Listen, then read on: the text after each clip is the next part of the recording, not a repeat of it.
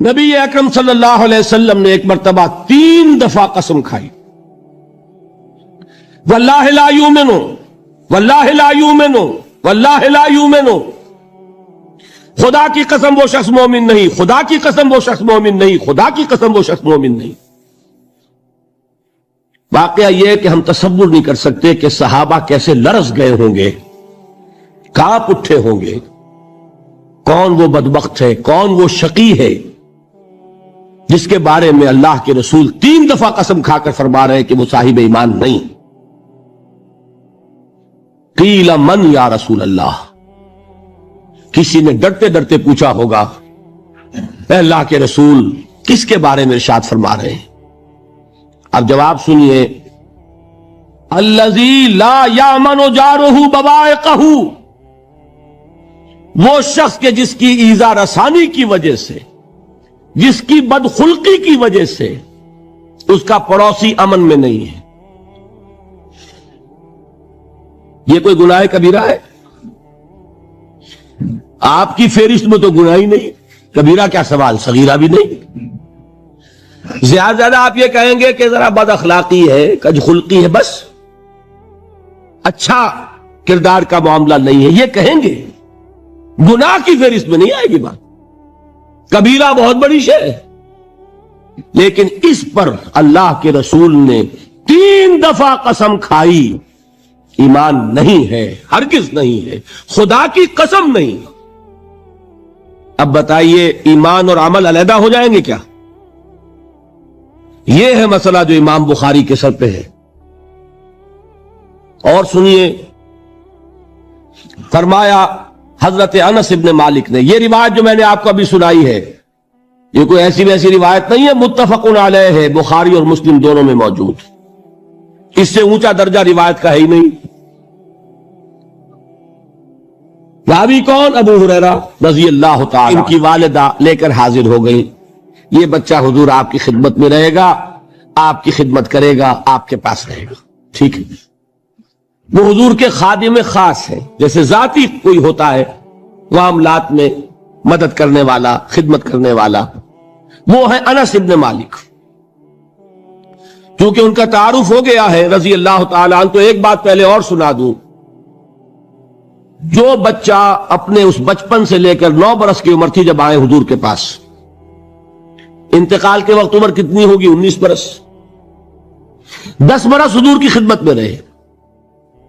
پہلے تو حضور کے اخلاق کی جو گواہی وہ دے رہا ہے وہ اس کی زبان سے سنیے کہ میں 10 برس حضور کی خدمت میں رہا، کسی بات پر ڈانٹنا تو کجا، حضور نے کبھی مجھ سے یہ بھی نہیں فرمایا کہ اے انس تم نے وہ کام کیوں نہیں کیا۔ یہ ہے ایک آقا کی حیثیت سے محمد الرسول اللہ صلی اللہ علیہ وسلم کا اخلاق۔ اگر نہیں کیا خود کر لیا، کوئی ڈانٹ ڈپٹ نہیں۔ حالانکہ بچے ہیں، بچوں کو ویسے بھی ڈانٹ ڈپٹ دیا جاتا ہے، لیکن نہیں۔ اب ان صحابی کی ایک گواہی سنیے، قلما خطبنا رسول اللہ صلی اللہ علیہ وسلم الا قال، فرماتے ہیں کہ شاذ ہی کبھی ایسا ہوا ہوگا کہ حضور نے کبھی خطبہ ارشاد فرمایا ہو اور اس میں یہ الفاظ نہ ہو۔ الفاظ سمجھ رہے؟ جب بھی خطبہ دیتے تھے آپ یہ الفاظ ضرور فرماتے تھے، شاذ کبھی رہ جائے تو رہ جائے، قلما خطبنا رسول اللہ صلی اللہ علیہ وسلم الا قال، کیا فرمایا؟ لا ایمان لمن لا امانت لہ ولا دین لمن لا عہد لہ، جس شخص میں امانت داری نہیں اس کا کوئی ایمان نہیں، جس میں ایفائے عہد نہیں اس کا کوئی دین نہیں۔ بنا پھرتا ہو وہ دیندار، بنا پھرتا ہو وہ صاحب ایمان اور امتی حضور کا، امانت داری نہیں تو ایمان نہیں، ایفائے عہد نہیں تو دین نہیں۔ کس کا فرمان ہے؟ کسی آج کے زمانے کے مفتی کی بات نہ سمجھ لیجئے گا کہ جس کو آسانی سے آپ چاہے تو رد کر دیں، یہ محمد الرسول اللہ صلی اللہ علیہ وسلم کا فرمان ہے۔ اور سنیے پھر ایک متفق علیہ روایت، بخاری اور مسلم کی، راوی پھر کون ہے؟ ابو ہریرہ رضی اللہ تعالی عنہ۔ فرماتے حضور نے ارشاد فرمایا لا یزنی الزانی حین یزنی وہو مومن ولا یسرق السارق حین یسرق وہو مومن ولا یشرب الخمر حین یشرب وہو مومن. کوئی زانی حالت ایمان میں زنا نہیں کرتا. کیسے ممکن ہے؟ ایمان ہو اور زنا ہو جائے، پھر وہ ایمان دھیلے کا ہوا؟ کیا قدر و قیمت اس ایمان کی؟ وہ تو اٹھا کر پھینک دینے کی چیز ہے. ایمان اور اخلاق پہ اثر انداز نہ ہو، ایمان اور کردار کو نہ بدلے، ایمان اور عمل کو نہ بدلے تو کس مرض کی دوا؟ پھینکو اٹھا کر. نہیں ممکن کہ ایمان ہو اور زنا ہو، نہیں ممکن کہ ایمان ہو اور چوری ہو. لا یسرق السارق حین یسرق وہو مومن.